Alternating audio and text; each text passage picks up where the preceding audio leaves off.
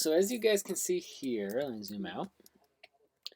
I got all the flat colors done. So there's no highlights, no shadows, no texture, just all the flat colors. So they are all here on one layer, my flat color layer. Um, there it is without the line work. Okay. And one thing you can do kind of before you go on to the next step, and definitely something you want to do at the end of an illustration, is adjust those levels. So I'm going to hit Command L on my flat color layer. Just adjust these levels just slightly. It just helps, kind of bump up the contrast a little bit. Makes the colors usually a little bit more richer and a little bit more saturated. Alright, so now the next step is for me to go in and add some two-tone shadows. So I'm going to lock that layer of flat color, make a new one on top of that. Call that shadows or two tones, whatever you want. Alright. Now I'm going to just start selecting shapes. So I'm going to select that jacket, go up to the shadows layer, use my eyedropper tool. So when I'm in the brush tool, if I hold Option, that eyedropper pops up. I will suck up the color of that shirt and make it just a little bit darker.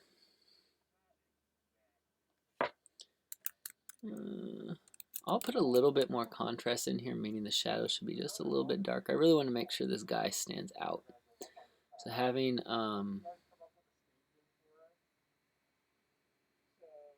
higher contrast shadows will ensure that the character stands out.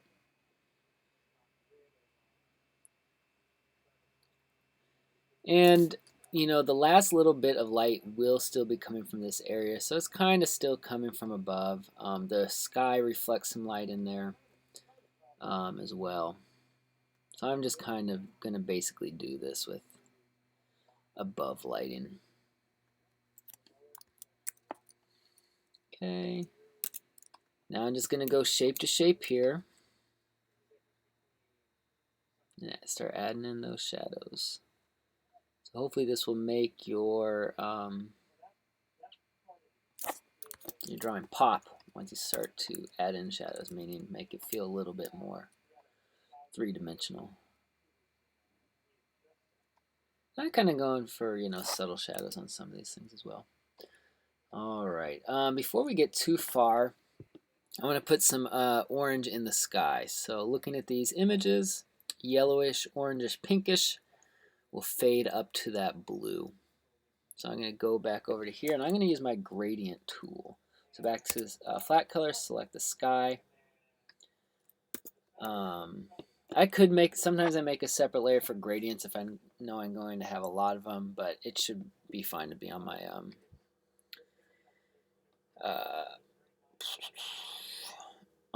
shadows layer. So here's the gradient tool, letter G.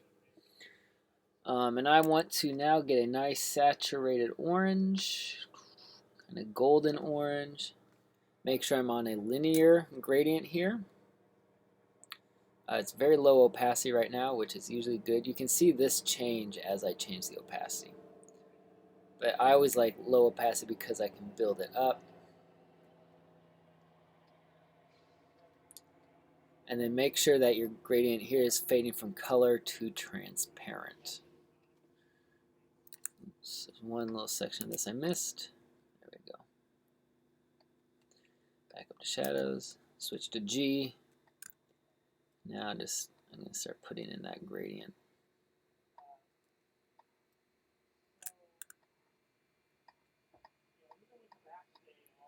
And again, I like to build that up slowly. I'm going to put a little bit of a darker blue here as well. Just a little bit coming from this top. There we go. When I get into putting some highlights and texture in the water, I'll put some of this orange down here in the water. Okay. Alright, back to just adding some shadows. So, remember shadows. That's pretty light there, actually. Maybe I should lighten that just a little bit more. just so the shadows show up a little bit more.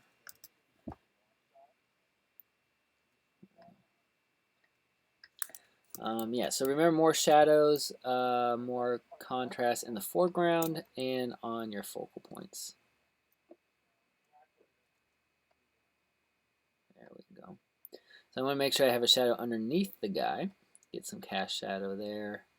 I'm just going to try and build up some interesting shapes, kind of mimic the shapes I already have of the rocks here. And when I come back and do some highlights, I will put some kind of a little bit of golden highlights on top of these rocks. And I will also need a little bit of texture on these rocks as well. But this flat shadow is going to be the first step there. Okay. Also, if you want to leave the selection but just hide it, because sometimes it's hard to see with these little dotted lines, you can hit Command H.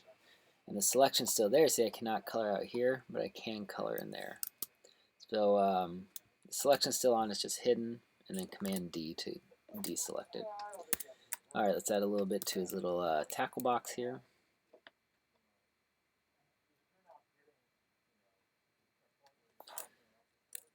You don't always have to go in and do that selection every time, so if it's just a quick one, I'm just going to put a quick line there. I don't need to go in and select the thermos here. Alright, I will put some shadows, on these rocks as well. Maybe I'll just do slightly lighter values, so I can come in here. Rather than doing the shadows, I'll just put in these hard highlights. So the tops of these rocks will catch a little bit of that setting sun there.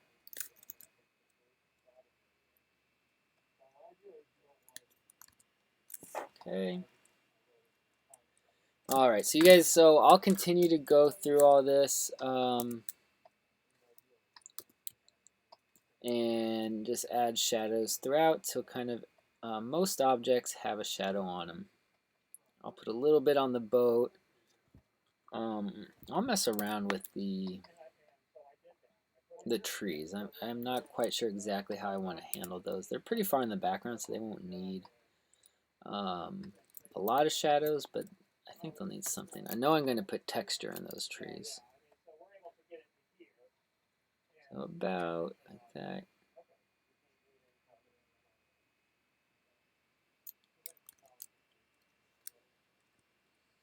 And sometimes you'll see little inconsistencies, so I'm going to just make little adjustments on the flat layers again. Just make sure, because you will have to go back and make some adjustments on the flat layer.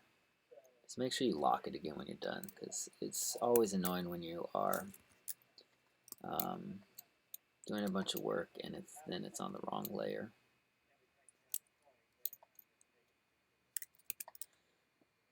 Okay, and just selecting his beard.